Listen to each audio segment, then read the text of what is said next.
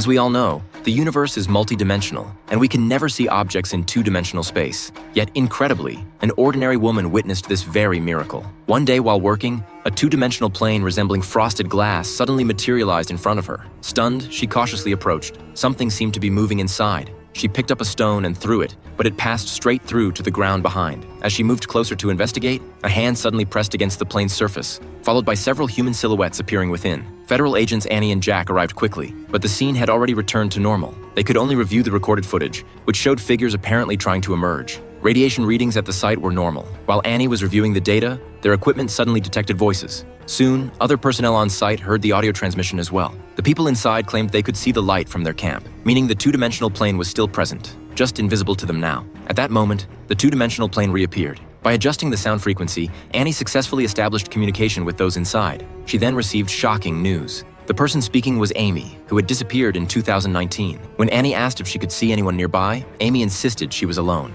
Before Annie could ask more questions, the electromagnetic field began fluctuating violently, and the two-dimensional plane vanished again. A researcher informed them that he'd discovered the signal became more stable when Amy's emotions intensified. They decided to bring in Amy's father. Jack explained that his daughter was alive but trapped in a two-dimensional plane. They needed him there, hoping Amy would become emotional upon hearing his voice, which would help them find a rescue method. As they spoke, the two-dimensional plane reappeared. Following Annie and Jack's guidance, the father began asking questions. This time, Amy said she could see her father and claimed she'd been trapped for several hours. Annie and Jack were astounded. 20 years had passed, yet Amy felt only hours had elapsed. The researcher explained that time flows differently in different dimensions. However, Amy's current synchronization with their timeline suggested something nearby was affecting the two-dimensional plane, freeing them from temporal constraints. After conducting a thorough search of the area, they discovered mysterious debris 200 meters from the plane. Radiation levels were dangerously high, but they weren't the first to arrive. Someone had been there before them. Strangely, despite searching, they found no one else present. Still, rescuing Amy remained the priority. After assessment, the researcher determined this was a spacecraft fragment,